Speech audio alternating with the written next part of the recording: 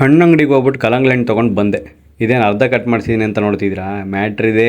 ಕಲ್ಲಂಗಡಿ ಹಣ್ಣು ತೊಗೊಂಡು ಸೀದಾ ಬೇಕ್ರಿ ಹತ್ರ ಬಂದೆ. ಇದೇನು ಮನೆಗೆ ತಗೊಂಡೋಗೋದು ಬಿಟ್ಟು ಬೇಕ್ರಿ ಹತ್ರ ತೊಗೊಂಬಂದೆ ಅಂತಿದ್ದೀರಾ? ಮ್ಯಾಟ್ರ್ ಇದೆ.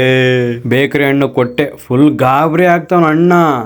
ಓ ಏನು ಮಾಡ್ಬೇಕಣ್ಣ ಅಂದ. ಅಣ್ಣ ಅದ್ರ ಮೇಲೆ ನೇಮ್ ಹಾಕಿ ಕೊಟ್ಬಿಡೋಣ ಅಂತ ಅಂದೆ. ಫುಲ್ ನಗ್ತವ್ರೆ. ನೀನು ಏನು ಗುರು ಅದ್ರ ಮೇಲೆ ನಿಲ್ಲುತ್ತಾ ಗುರು ನೇಮ್ ಹಾಕೋರೆ ಅಂತ. ಅಣ್ಣ ನೀನು ಹಾಕೋಣ, ನಾನು ನೋಡ್ಕತೀನಿ ಮಿಕ್ಕಿದ್ದ ಅಂತ ಕೊಟ್ಟೆ. ಅಣ್ಣ ನೇಮಿಂಗ್ ಎಲ್ಲ ಹಾಕಿದ್ರು ಸಖತ್ತಾಗಿ ಕಾಣಿಸ್ತಾ ಇತ್ತು. ನಾನು ನಿಜವಾಗ್ಲೂ ಕೇಕೆ ಅನ್ಕೊಂಡ್ಬಿಟ್ಟೆ ಅದನ್ನ ನೋಡಿ. ಹಂಗೆ ಕಾಣಿಸ್ತಿತ್ತು. ಎಷ್ಟೋ ಜನಕ್ಕೆ ಗೊತ್ತೇ ಇಲ್ಲ ಎಲ್ಲೋ ಕಲರ್ ಕಲ್ಲಂಗಡಿ ಹಣ್ಣು ಇದೆ ಅಂತ. ಆಕ್ಚುಲಿ ನನಗೂ ಗೊತ್ತಿರಲಿಲ್ಲ. ಅಲ್ಲಿಗೆ ಹೋದ್ಮೇಲೆ ನೋಡಿದ್ಮೇಲೆ ಕಟ್ ಮಾಡಿಸಿದ್ಮೇಲೆ ಗೊತ್ತಾಗಿತ್ತು. ನೇಮಿಂಗ್ ಹಾಕಿಸ್ಕೊಂಡ್ಬಿಟ್ಟು ಅಲ್ಲಿಂದ ಎತ್ಕೊಂಡು ಸೀದಾ ಬಂದ್ವಿ ಅವನ ಅಂಗಡಿ ಹತ್ರ.